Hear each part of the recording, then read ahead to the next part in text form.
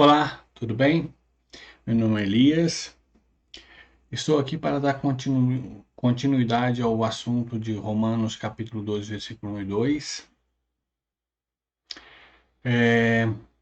Pretendo não me estender muito. Vou agora nesse início orar para que Deus possa nos iluminar e nos abençoar e assim possamos entender um pouco melhor as coisas de Deus. Que Deus nos ajude. Oremos. Senhor Deus, Pai bendito, glórias ao teu nome por estarmos vivos ainda hoje. Que o Senhor Deus, com o teu Espírito, venha sobre mim e sobre o ouvinte que está ouvindo e vendo esse vídeo. Que o Senhor possa nos dar, ó Deus, revelação, inteligência, sabedoria para entendermos e aplicarmos na nossa vida. Sei, ó Deus, que não adianta nada nós entendemos a tua palavra, temos revelação e não a vivemos. Por isso te suplicamos, ajuda-nos a viver aquilo que realmente te agrada, pois eu estou aqui na tua presença, te louvando, te agradecendo, para ensinar e ensinar antes, primeiro a mim, e depois também aos ouvintes que estão assistindo esse vídeo. Te louvamos e te adoramos, em nome de Jesus, amém. Então vamos lá? Bom, eu quero tratar com vocês alguns versículos. São eles: Efésios 5:2, Mateus, acompanha o mouse, Mateus 16, 24 e 25, 2 Crônicas 7:12, João 2, 19, 21, 1 Coríntios 11:1, Zacarias 7, 1 a 7, Romanos 14, 6 a 9, Romanos 6, 10, Marcos 8, 34 e 35, Salmo 51, 6, João 14, 6 e Mateus 23, 19. Não sei se vai dar para falar sobre todos nesse vídeo. Se não der, eu gravo um novo vídeo e posto no YouTube para isso. Bom, o que eu pretendo conversar com vocês agora? Uma pergunta. Essa pergunta é: Jesus oferecia sacrifício vivo? É óbvio, né? Lendo todo o Novo Testamento, ninguém precisa vasculhar a Bíblia para dizer que sim. Sim, Jesus oferecia sacrifício vivo. Vamos ler o versículo 5, Efésios capítulo 5, versículo 2. Andar em amor, como também Cristo nos amou, e se entregou a si mesmo por nós, como oferta e sacrifício a Deus em aroma suave. Nesse versículo nós vemos andar em amor. Como também Cristo nos amou. Cristo andava em amor. E como que ele fez isso? Se entregando a si mesmo por nós. É lógico, a entrega de Jesus parece que foi só na cruz, onde ele morreu por nosso pecado. Mas Jesus fez isso todos os instantes da vida dele. Ele se entregou por nós, constantemente. Jesus diz o seguinte para nós no capítulo 16 de Mateus, versículo 24 a 25. Vamos ler? Então disse Jesus a seus discípulos: se alguém quer vir após mim, a si mesmo se negue, tome a sua cruz e siga-me. Porquanto quem quiser salvar a sua vida, perdê-la-á. E quem perder a sua vida por minha causa, achá-la-á. Jesus orienta a nós uma coisa que ele faz. Jesus diz: tome a sua cruz e siga-me. Jesus seguia o Pai constantemente. E se ele fala, tome a sua cruz e siga-me, significa que ele estava tomando na sua vida toda a cruz que ele tomou no final da vida na prática, assim, visivelmente. Mas espiritualmente, com a vida dele, ele estava tomando a cruz constantemente. Como ele fazia isso? Quando os fariseus diziam que ele era um impostor, ou pior, diziam que ele era o próprio chefe dos demônios, que chama os fariseus aqui de Beelzebul.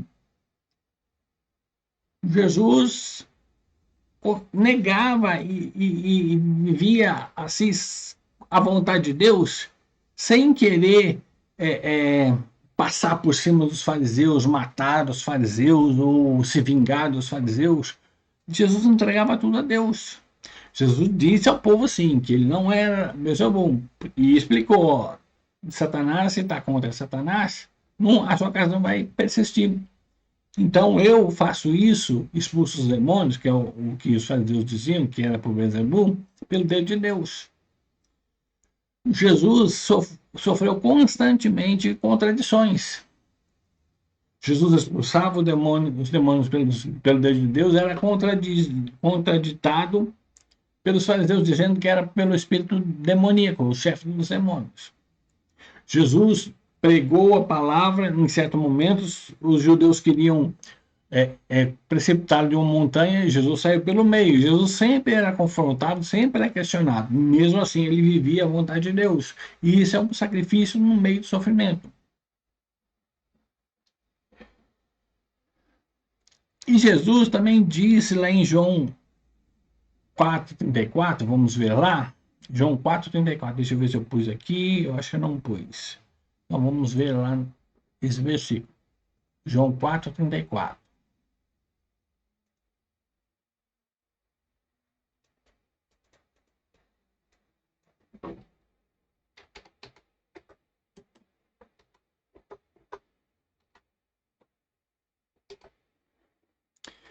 Vamos ver aqui, acompanha o mouse. João 4,34.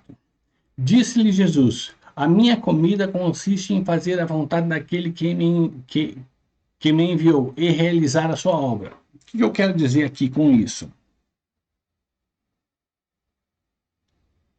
Jesus disse que a comida, o alimento dele era fazer a vontade de Deus.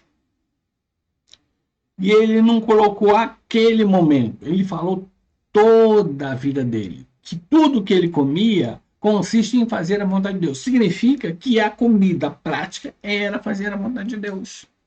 Então, Jesus não comia para si a comida. Jesus comia para Deus. Tudo que Jesus, o ar que Jesus respirava era para Deus. Jesus, ele negava a si mesmo. Ele diz que devemos negar a si mesmo. Se ele diz que devemos negar a si mesmo, ele negava a si mesmo também.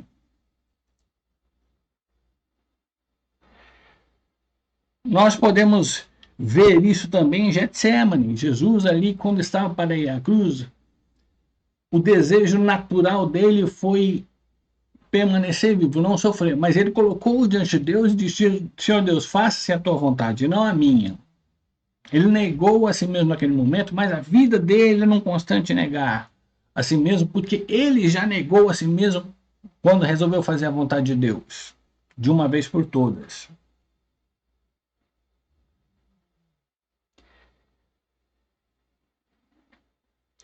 Então, Jesus nunca disse, por exemplo, que pão saboroso para mim.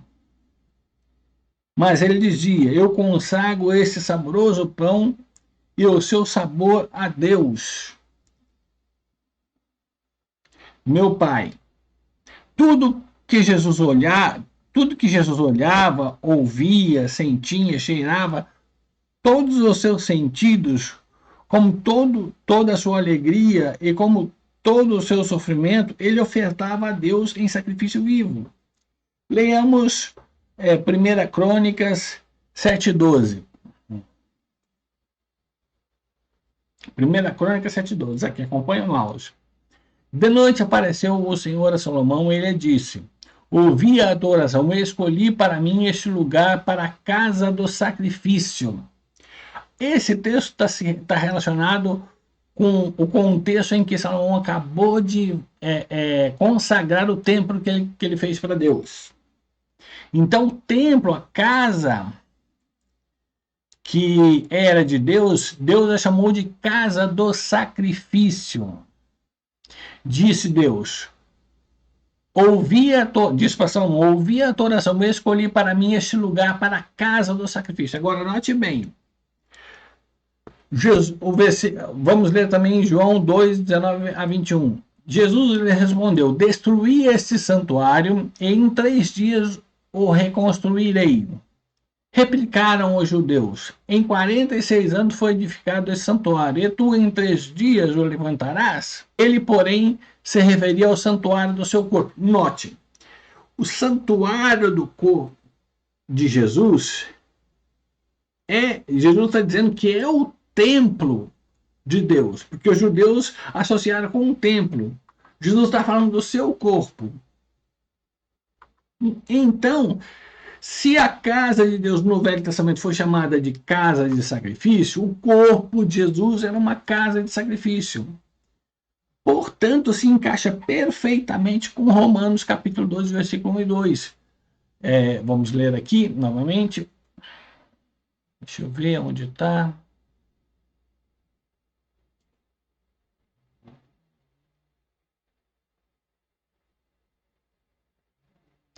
Porque dele...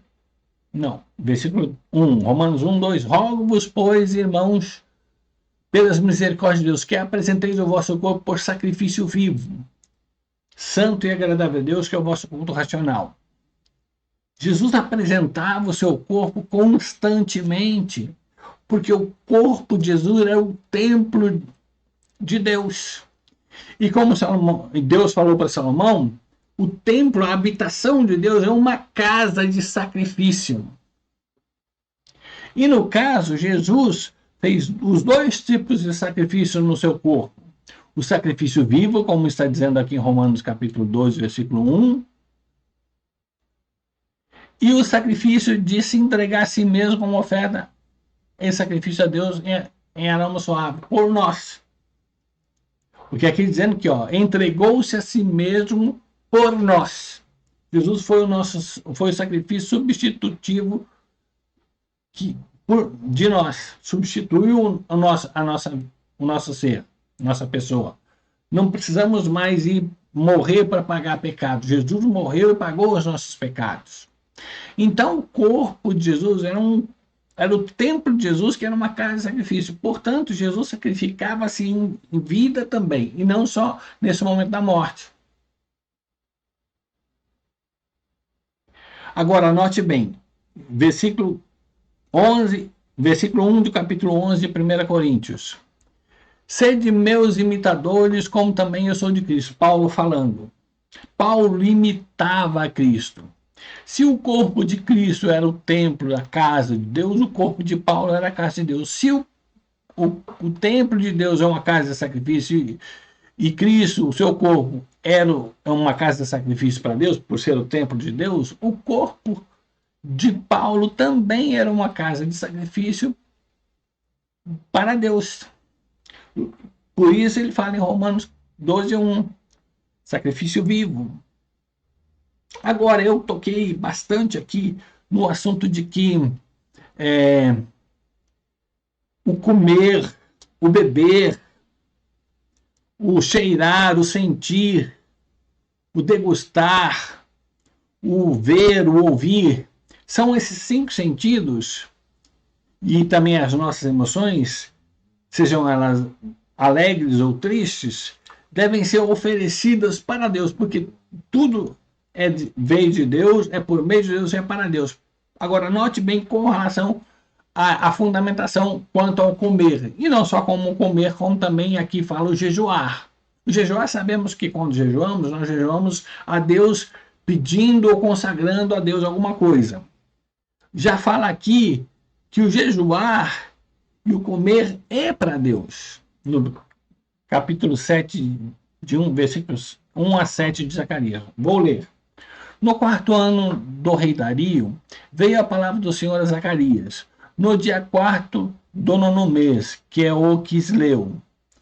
Quando de Betel foram enviados Sarezer e Regem-Meleque e seus homens para suplicarem o favor do Senhor, perguntaram aos sacerdotes que estavam na casa do Senhor dos Exércitos e aos profetas: continuaremos nós a chorar com jejum no 5º mês, como temos feito por tantos anos? Então a palavra do Senhor dos Exércitos me veio a mim, dizendo: fala a todo o povo desta terra e aos sacerdotes: quando jejuastes e planteastes no quinto e no sétimo mês, durante esses 70 anos, acaso foi para mim que jejuastes com efeito?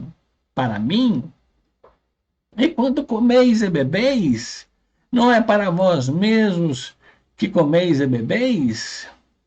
Não ouvistes não ouvistes vós as palavras que o Senhor pregou pelo ministério dos profetas, que nos precederam quando Jerusalém estava habitada e em paz com as suas cidades ao redor dela, e o sul e a campina eram habitados? Esse texto mostra que vieram homens falar com o profeta e com os sacerdotes, e Deus deu uma mensagem ao sacerdote Zacarias. Ele disse: o quinto mês e o sétimo mês vocês jejuam para mim? Não é para vocês mesmos que vocês jejuam? Ou seja, eles jejuavam para si. Não era para Deus, se consagrando a Deus e buscando de Deus num pedido, por exemplo. E aí o profeta acrescenta: quando vocês comem e bebem, note, não é só comer aqui, beber também. Isso é um resumo de todos os nossos sentidos e emoções e mente. Quando comeis e bebeis, não é para vós mesmos que comeis e bebeis? Eles comiam para si. Quando o profeta questiona, ele está dizendo: ó, vocês têm que comer e beber e não só jejuar para Deus. Mas vocês não têm nem jejuado para Deus, nem comido e bebido para Deus. Vocês têm sido egoístas, pensando só em si. Eu gosto, eu aprecio. E isso não é de acordo com a vontade de Deus. Ora, olha como corrobora, como fortalece esse texto de Zacarias em Romanos 14, 6 a 9. Vou ler.